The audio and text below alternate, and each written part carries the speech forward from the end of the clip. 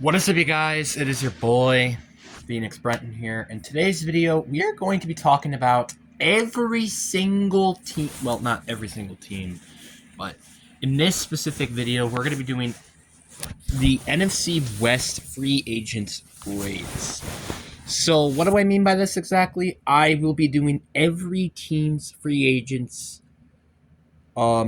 and see how I would grade that team overall in terms of free agency. Like, did they address all their needs? Did they not? Or did they spend too much money? Etc. Etc. Etc. So, yeah. But before we get into today's video, like and subscribe. We are on the road to getting to 700 subscribers. That'd be greatly appreciated. But anyways, enough said. Let's get into the video. And let's start off with my favorite team, the Seattle Seahawks, aka the team that won the Super Bowl. And this is the weirdest team, I think, out of all the free agencies, because they lost a lot of players, but they gained back some players as well. Like, for example, they gained back Josh Jones, who I think just recently signed a 1-year deal. Mafe obviously left. Kenneth Walker left. Cody Bryant left. Tariq Woolen left. Those are the big name players who left. And then obviously they brought back players like Charles Cross, Josh Jones, Raheem Shaheed, Josh Jobe, Ty Okada, Drake Thomas, etc. They brought back a lot of players. But the one thing here that they did not do, which they also, but it also isn't entirely true because it doesn't show all the free agent signings, I think, is that they didn't really sign anybody to really actually improve their roster, not to just keep the roster at the same, which I think is probably, in my opinion, my only issue with this free agency. Yeah, things happen in money, sure, but man, they had probably one of the weakest free agencies out of, I would say, any team in general. And looking at their roster right now, heading into the 2026 season, is quite interesting because, it's like, your team is still very well rounded, especially on offense. You really didn't lose anybody on offense. That's just a fact. Outside of Kenneth Walker, of course, which that kind of just leads running back to still.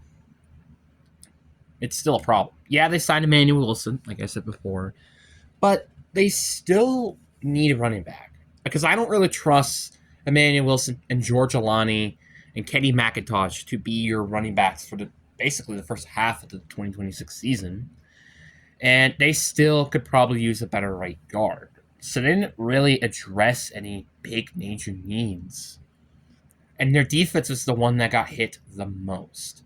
The front seven wasn't hit that much. Obviously, they did lose Mafe, but he isn't a big contributor. And they still have all their linebackers. It was kind of the secondary that got hit the most. Obviously, Rick Wallen being gone is pretty sad, especially with Cody Bryant. So now our safeties are Ty Okada and Julian Love, while our corners are Devin Witherspoon, Nick Ebenwari, which kind of plays a multitude of positions, and Josh Jobe. So we do have a lot of positions in need after this, but it's not much. Like, we still needed a pass rush heading into the draft, so Mafe being gone doesn't really change that. Rick Wallen being gone, you could say corner, but honestly, I wouldn't necessarily say it's the biggest need. Cody Bryant being gone, that definitely makes a hole for safety. And then obviously Kenneth Walker being gone, that makes still a hole at the running back position. But overall, they didn't have a bad free agency, but they didn't have a great free agency. And I would lean it more towards a bad free agency than a good one. I'd probably give it a D+. But to be granted, they won a Super Bowl. I don't really think they're going to really care that much. Next team on this list, and kind of similarly to the Seahawks to some way, we have the Arizona Cardinals, where they did not make a lot of big changes in this free agency. It was mainly re-signing players, but there are some players that have a bit of an impact, which is, Isaiah Solano and Tyler Algier are the two big name free agents. Isaac Solano, he played guard for the Pittsburgh Steelers last year, where he had one of the best seasons of his career, and now he's going to Arizona, which I don't remember if he was here before. I could be wrong, but yeah. And Tyler Algier, which I think is a great option because obviously with James Conner's uncertain future, I do think this is a really good move personally. And if he comes back, which I'm pretty sure he is, you got a nice 1-2 punch. Now they did lose some players in free agency, like Jalen Johnson. That was kind of the biggest, really only big free agent, which that's kind of it. But the big disappointment, I think, if you're a Cardinals fan in this offseason, was not trying to look for a quarterback. Because, I mean, yeah, you got Gardner Minshew, but he's not really a starting quarterback. Now, do I hate the direction where they're going, which is kind of just having a bridge quarterback to then draft a quarterback probably in 2027 because this quarterback class is not particularly good? Yeah, but like I would have wanted to see them do a little bit more in free agency. Because if you go look at their depth chart right now, it's not great. Obviously, again, you're having a quarterback battle between Jacoby Brissett and Gardner Minshew. Your running backs are very good. I think this is probably one of the best running back depth charts in my personal opinion. Wide receiver is such a weird situation. It's like Michael Wilson's good. Marvin Harrison can be elite. We just haven't seen it yet. They also signed Kendrick Boyd, which I kind of forgot about too. Obviously, they have Trick McBride. Their offensive line is better with Isaiah Solano. They just kind of have to fix that right side. And the defense, they didn't really, again, add much. In fact, they just lost more with losing Darian Robertson. Or Darius Thompson, my bad. So the point where I'm getting at is I'm kind of disappointed that they didn't kind of restructure their team. And now there are rumors that Josh Sweat will get traded, but I do think that they should genuinely trade Josh Sweat. I don't, because this team is not competing for this division anytime soon, probably. We have the Niners, which are already Super Bowl contenders, which they added a lot in the offseason, which we'll talk about that later. The Rams are probably Super Bowl contenders after this offseason, which again I'll talk about very soon. And the Seahawks just won the Super Bowl. You kind of get what I mean, and you know what all three teams had in common that the Cardinals didn't have? They all made it to the playoffs. That's why I'm kind of disappointed that they didn't really kind of let go of more players like Josh Sweat and potentially Darius Robertson or Matt Wilson Sr., let go of some of these veteran players. But that's my personal opinion. I'll give them probably the same rating as the Seahawks. I'll give them a D+. Not great offseason, but not particularly terrible. Then we got the Rams offseason, and boy, oh boy, that they had a really good offseason. Now, the big thing is they kind of re-signed a ton of players. That's pretty good. Besides Cody Bryant and Rob Havenstein, Tutu Atwell. There was also a lot of other names, but most of these free agents are still available. But obviously, we got to talk about the big thing here, which is trading for Trent McDuffie.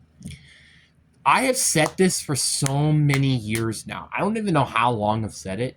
The biggest problem with this team, probably the big reason why they didn't win or go to a Super Bowl and then win, because they probably would have if they did, was because of their secondary. Their secondary was just not good. Yeah, you can have a great front seven, but if you don't have a good secondary to comp with it, you're not going to do well, if at all. So I really like the move of Trent McDuffie and trying to bring back everyone. Because, to be honest, if they did win this NFC Championship game and also won that early game of the second week game against Seattle, we would be talking about probably them winning the Super Bowl. So I don't really think this is a really bad situation that they're putting themselves in. And their offense, still very well. I think maybe your only complaint is probably fixing the offensive line, which they can easily probably do that with the draft. And your defense is even scarier now with Trent McDuffie. The only question is where is he going to play, which I do imagine probably play on the outside corner, although he's probably best more suited for a nickel corner spot. But overall, I think the Rams did a very good job. The only complaint I would say, and this probably has just something to do with the fall in cap space, is I wish they did more in the offseason. But anyways, outside of that, this was a very great offseason, and I'll greatly give them an A-. Then the last team in the NFC West, we have the San Francisco 49ers. And this team had another, once again, another great offseason where they went and actually make big changes to their roster, like signing Mike Evans, which is huge, trading for Ozzy Opajosi or whatever, right? I can't pronounce his name. The Cowboys defensive tackle. And I think re-signing Jake Tongas is huge for this team, with George Kittle most than likely will miss part of the season due to that injury in the wild card round. So, yeah, I mean, obviously there are still free agents out there like Jerome Jennings, which I'm surprised he hasn't signed yet. I'll cover that when it does. Just that's kind of it. Brian Robinson, kind of, Cleveland Farrell, like there are still some free agents that they could potentially re-sign back to their team. But overall, I don't really hate their offseason. I mean, again, if this team can just stay healthy, which we've been saying this for so many years now, I feel like it's got to be the 5th or 6th year. This team could, again, probably compete in a Super Bowl. I mean, this season kind of proves it. They went 12-5 in the playoffs, even though this team was basically injured most of the season. So I think with that in mind, I think I do give this team a B+. Maybe could again did a little bit more, maybe kept a little bit more players, but overall, still arbitrarily a great offseason for them. But anyways, that is it for this video. I really hope you guys enjoy. Deuces.